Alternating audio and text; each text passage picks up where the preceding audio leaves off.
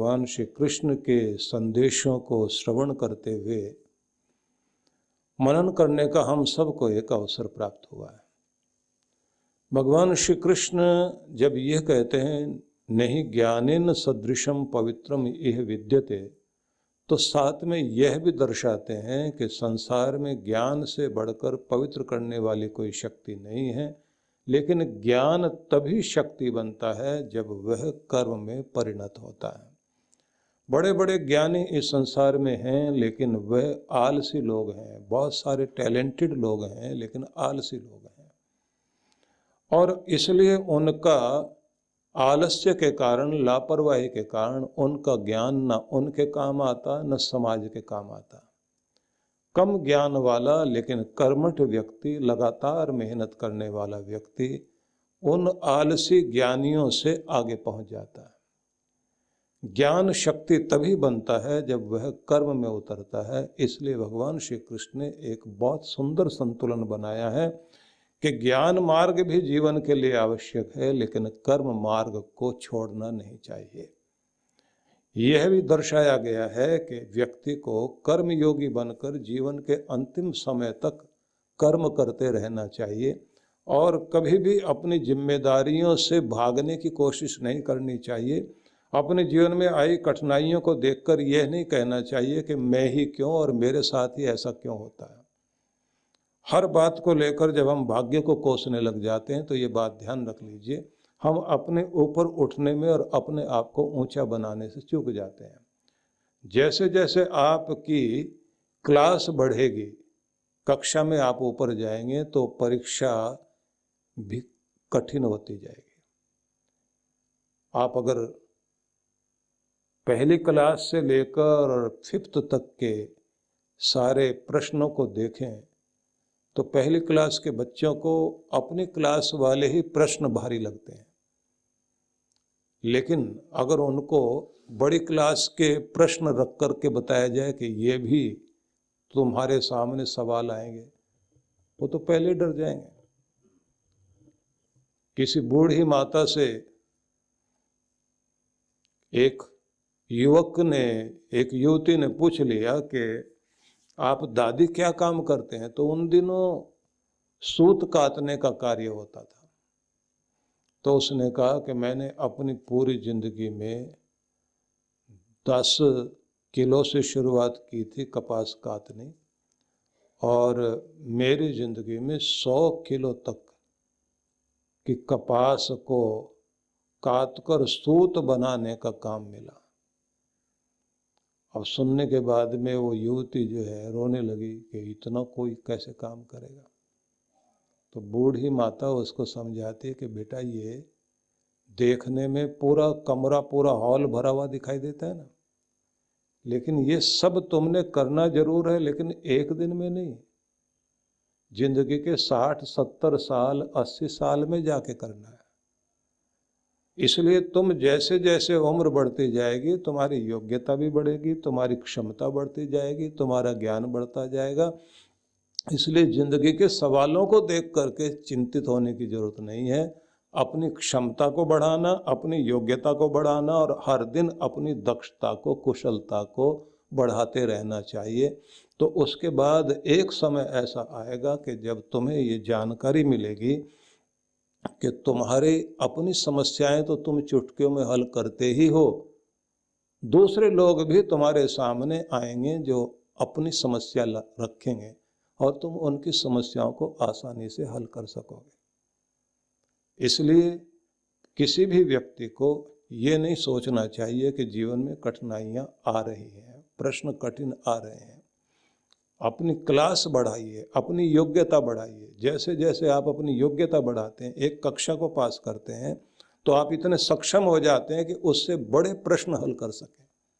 जब उस क्लास को भी पास कर जाते हैं तो उसके बाद में फिर आपके सामने और बड़े सवाल आते हैं, लेकिन उन सवालों से भी ज़्यादा आपकी क्षमता बढ़ जाती है, आपकी योग्यता बढ़ जाती है कि आप उन चुनौतियों का भी सामना कर सकते हैं। इसलिए अगर महान पुरुषों की जिंदगी आप देखें तो लगता है कि कितनी बड़ी समस्याएं थी उनके सामने, लेकिन आप समझिए कि उनके जीवन की ऊंचाई उस जगह पहुंच गई थी जहां उनके लिए ये समस्याएं इतनी बड़ी होकर भी बड़ी नहीं थी। वो अपनी क्षमता से उन्हें पार करते चले गए। और अगर आप अपनी क्षमता को नहीं बढ़ाते, अपनी योग्यता को नहीं बढ़ाते, अपनी कर्मठता को नहीं बढ़ाते, तो आपके सामने साधारण सी समस्या भी इतनी बड़ी हो जाएगी कि जीना मुश्किल हो जाएगा। और जब तक आप जीवन में रहेंगे, सांस चलेगी, तब तक समस्या रहेगी, चुनौतियां रहेंगी, संघर्ष रहेगा। जीवन का संग्राम कहीं खत्म होता नहीं है। आप बच्चे हैं, बूढ़े हैं, जवान हैं, अमीर हैं, गरीब हैं, ज्ञानी हैं, अज्ञानी हैं, किसी भी स्थिति में हैं, सामना हर किसी को अपनी चुनौतियों का करना होता है। और ये बात ध्यान रख लीजिए, आपके प्रति सहानुभूति जताने वाले 50 लोग खड़े हो सकते हैं, लेकिन अपने दुख का सामना आपको खुद करना पड़ेगा। माँ बाप आपके लिए आंसू बहा सकते हैं, लेकिन अपनी पीड़ा तो आपको ही भोगनी पड़ेगी। दर्द का सामना तो आपको ही करना पड़ेगा। दूसरे लोग आपको हिम्मत देने के लिए साथ में खड़े हो सकते हैं, आपको लग सकता है कि मेरे साथ खड़े हैं, लेकिन पूरी दुनिया के मेले में आदमी अकेला है। तो ज्ञान बहुत बड़ी चीज है, लेकिन ज्ञान तभी बड़ी चीज है जब आप उस छोटे से ज्ञान को भी अपनी शक्ति बनाते हैं। इसलिए श्री कृष्ण जब ज्ञान योग की बात करते हैं तो साथ में कर्म योग की बात भी करते हैं। ज्ञानी हो जाना महत्वपूर्ण चीज है, लेकिन उससे भी महत्वपूर्ण चीज है कि व्यक्ति को कर्म योगी होना चाहिए। लेकिन ये दोनों चीजें होने के बाद भी आप सोच लेना कि श्री कृष्ण यहाँ रुकते नहीं हैं, क्योंकि ज्ञानी भी था रावण और कर्मठ भी बहुत था, लेकिन फिर भी रावण था। अब इसके बाद में अगली चीज आती है कि व्यक्ति को धर्म और भक्ति से जुड़ा हुआ होना चाहिए। सच्ची भक्ति और धर्म का सही रूप। बुद्धि धर्म से जुड़ जाए तो बुद्धि सुबुद्धि होती है, नहीं तो व्यक्ति की ऊर्जा गलत तरफ लगेगी। अहंकार किसी न किसी तरह से ज्ञान का भी आ जाएगा, कर्म का भी आ जाएगा, और वो व्यक्ति को ऊपर नहीं उठने देगा। अहंकार बहुत बड़ी समस्या खड़ी करता है व्यक्ति के लिए। सारी लड़ाइयां ही मैं और तू की है। व्यक्ति अगर अपनी मैं को थोड़ा किसी भी तरीके से शांत कर सके, आत्मचिंतन के द्वारा अपने आप को संभाल सके। कमाल की बात यह है कि जैसे जैसे आपका धन बढ़ेगा तो आपके पास भी चापलूसी वाले लोग आएंगे। आपका पद बढ़ जाए तो भी चापलूसी, चालाक छली प्रपंची लोगों का आपके साथ में जमघट लगेगा ही लगेगा। और जो सच्चा और खरा होगा वो कभी भी आपकी चापलूसी में नहीं लगेगा। ये बात ध्यान रख लेना। वो अपनी योग्यता से आगे जाना चाहता है। चापलूस आदमी अपनी चापलूसी से अपनी अयोग्यता को छिपाता है।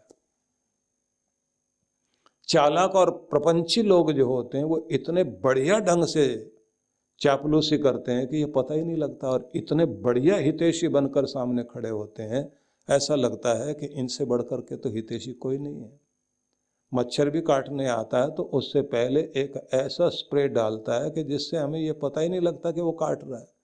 जब खून के अंदर उसका जो जहरीला तत्व जाता है तब हमें जलन होने लग जाती है, तब तक तो इंजेक्शन लगा के भी भाग जाता है। तो ये बात ध्यान रख लीजिए कि जो लोग इस तरह के होते हैं वो आपको इस तरह मस्तिष्क को सुन्न कर देते हैं, आपको अपने घेरे में इस तरह ले लेते हैं, हिप्नोटाइज कर देते हैं अपनी बातों से, आपको पता ही नहीं लगता कि ये हितैषी है या अहितैषी है। और कमाल की बात है, वो आपकी चापलूसी नहीं करते, वो आपके पद की चापलूसी करते हैं। आप पद से उतर के देखिए, अगर वो आपके चेहरा भी देख सके तो। हर चापलूसी कुर्सी की होती है। कुर्सी भले ही धन की हो, शक्ति की हो, ज्ञान की हो, किसी ओहदे की कोई भी कुर्सी हो, उसकी चापलूसी होगी। और ऐसे लोग ढूंढ लेते हैं और जमघट लग जाता है। ऐसे ऐसे लोग मिलेंगे आपको जिसकी कल्पना नहीं कर सकते। और ये उदाहरण जो प्राचीन काल से चला आ रहा है इस देश में कि राजा के सामने जाकर के चापलूस खड़े हो गए और बैंगन की महिमा गाने लग गए, तो उस उदाहरण को ध्यान में रखकर बार बार सोचना चाहिए, क्योंकि यहां तक पता किया जाता है आपको खाने में क्या पसंद है, आपको पहनने में क्या पसंद है, कहां बैठना पसंद करते हैं आप। चापलूस लोग सब पता कर लेते हैं, सब चापलूस ने पता कर लिया राजा को बैंगन बहुत पसंद है और आज खा के आया। बढ़िया बढ़िया बैंगन ला करके सामने है, लाल भी सफेद भी बैंगनी कलर वाले भी, हरे बैंगन भी मिलते हैं, वो भी सब लेकर के आ गए, काले बैंगन ला करके बैठ गए। राजा पूछता है ये क्या है? साहब हम लोग जो है ये उगाते हैं और हम लोगों को पसंद है। एक ने सफेद दिखाए, एक ने काले दिखाए, एक ने हरे बैंगन भी दिखाए। राजा कहता कमाल के हो तुम तो, मैं खुद बैंगन बहुत पसंद करता हूँ। अब एक एक आदमी बोलता है साहब बैंगन नहीं है, ये तो गलती से लोग उच्चारण गलत करते हैं, बहुगुण नाम है इसका। तो अच्छा, तो आज से तो हम लोग जो है घोषणा करते हैं बैंगन को बैंगन मत बोलना, बहुगुण बोलो। अब दूसरा खड़ा हो गया, सर एक बात कहूं, सब्जियों में राजा इसी को होना चाहिए, राष्ट्रीय सब्जी इसी को घोषित करना चाहिए, क्योंकि यही एक बैंगन है जिसके सिर के ऊपर मुकुट है। आप देखिए तो सही, किसी भी सब्जी ने आज तक अपने सिर पे मुकुट पहना ही नहीं, ये तो पहन के प्रकृति ने दिया, भगवान ने मुकुट दिया इसको। राजा बोला ओहो, तो हम तो राजा से मिल रहे हैं, तभी हमको बैंगन पसंद है। गुणगान कर रहे हैं। एक और खड़ा हो गया, गले में माला डाली हुई, श्याम रंग है महाराज, कृष्ण भगवान वाला रंग। अरे अच्छा, इसका मतलब कृष्ण भगवान को पसंद था।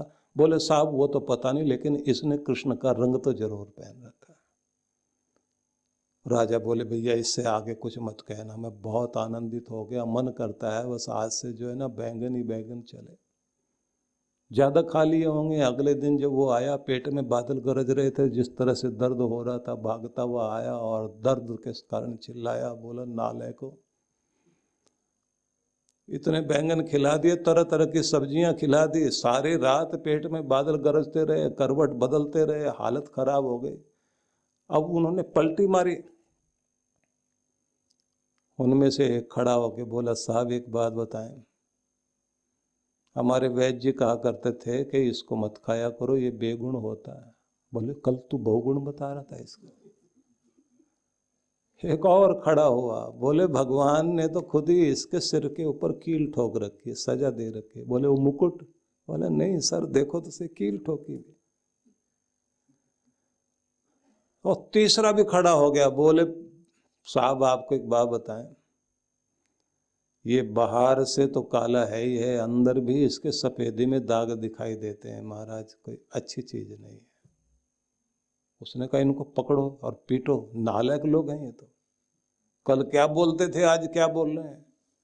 तो उनमें से एक खड़ा हुआ, सर माफ करना, हम बैंगन के नौकर नहीं हैं, हम तो आपके नौकर हैं, आपको जो पसंद है उसी के गीत गाते हैं, इसलिए हमें तो बैंगन से कोई लेना देना ही नहीं है। आप उधर खुश थे तो हम उसके गीत गा रहे थे, अब आप इससे दुखी हैं तो हम उसकी बुराई कर रहे हैं। चारों तरफ आपको वही लोग मिलेंगे, क्योंकि उनके पास में योग्यता नहीं होती और वो ये जानते हैं कि तुम्हारी योग्यता को तो लोग बहुत देर में पहचानेंगे, तुम्हारी चापलूसी में तो आदमी एकदम आता है। लेकिन ये बात ध्यान रख लीजिए, चापलूस और निंदक लोग जहां खड़े हैं वहीं खड़े रह जाते हैं, लेकिन ये कर्म योगी आदमी वहां नहीं खड़ा रह जाता जहां वो था। वो चलकर एक दिन सितारे की तरह जरूर चमचमाता है, टिमटिमाता है। इसलिए आपका ज्ञान और आपका कर्म योग आपको आगे लेकर जाता है, लेकिन इसमें चमक जो हमेशा के लिए बनती है, अगर उसको जानना चाहते हैं तो वो भक्ति के कारण बनती है। व्यक्ति की बुद्धि धर्म से जुड़नी चाहिए और व्यक्ति की आत्मा भक्ति से जुड़नी चाहिए। इसलिए श्री कृष्ण ने भक्ति योग को दिया। गीता को आप पढ़िए तो आपको समझ में आएगा कि यहाँ पर ज्ञान योग भी है, साथ साथ में यहाँ कर्म योग है। लेकिन कर्म योग के साथ में भगवान श्री कृष्ण ने धर्म को भी बताया, और धर्म भी कौन कौन से धर्म, किस किस का स्वधर्म क्या है, कर्तव्य बोध क्या है, जिसके बारे में बार बार कहते हैं क्या करना तुम्हारे लिए जरूरी है, कर्मण्येवाधिकारस्ते मा फलेषु कदाचन, अपना कर्म करते चले जाओ, फल की तरफ देखने की कोशिश मत करो। कम मिला ज़्यादा मिला भगवान का प्रसाद है, लेकर के स्वीकार करो और हर दिन गुणगान गाओ, आनंदित रहो, लेकिन कर्मठता में कमी मत आने देना।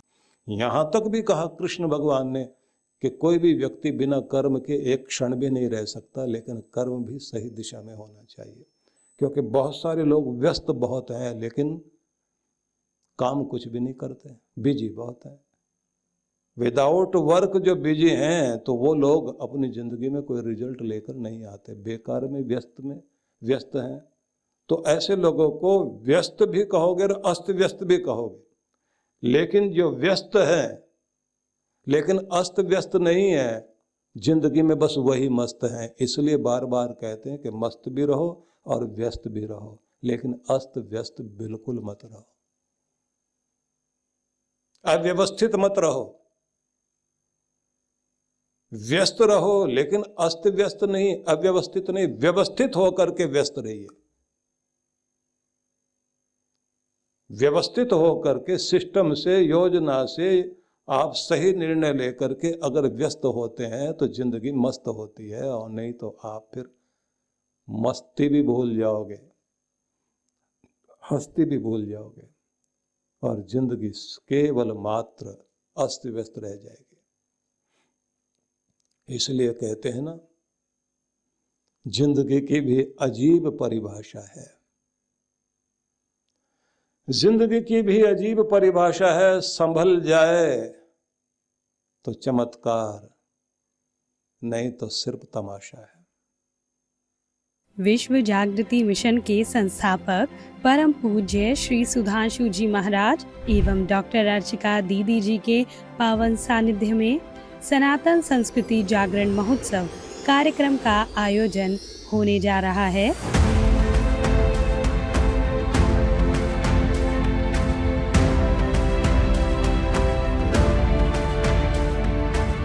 जिसमें राष्ट्र के विद्वान पूज्य साधु संतों का आगमन होगा और उनकी वाणी सुनने का आपको सौभाग्य प्राप्त होगा। यह कार्यक्रम 30 अक्टूबर से 2 नवंबर 2025 तक होने जा रहा है। कार्यक्रम की रूपरेखा: दिनांक 30 अक्टूबर 2025, शुभारंभ सायं 4:30 से 7 बजे। 31 अक्टूबर से 2 नवंबर 2025 प्रातः 9 से 11:30 बजे, सायं 4:30 से 7 बजे। स्थान: शालीमार ग्राउंड, सेक्टर 5, पंचकुला, हरियाणा। आयोजक: विश्व जागृति मिशन, हरियाणा, पंजाब, हिमाचल प्रदेश मंडल। संपर्क सूत्र: आप सभी इस कार्यक्रम में सपरिवार सादर आमंत्रित हैं। वृंदावन ध्यान साधना शिविर। भगवान श्री कृष्ण की लीला भूमि वृंदावन में पहली बार ध्यान साधना शिविर में भाग लेने का सुनहरा अवसर। आइए, जहां बाल कृष्ण का बचपन बीता, वहां ध्यान की यात्रा करें। परम पूज्य सद्गुरुदेव श्री सुधांशु जी महाराज एवं डॉक्टर अर्चिका दीदी जी के पावन सानिध्य में श्री कृष्ण ध्यान योग 12 से 16 नवंबर 2025। स्थान: विजयंती धाम, जगत गुरु श्री निम्बारकाचार्य द्वार के पास, छठी करा रोड, वृंदावन, उत्तर प्रदेश 281121। आयोजक: विश्व जागृति मिशन। पंजीकरण व अधिक जानकारी के लिए संपर्क करें 9589938938, 9685938938, 8826891955, 9312284390।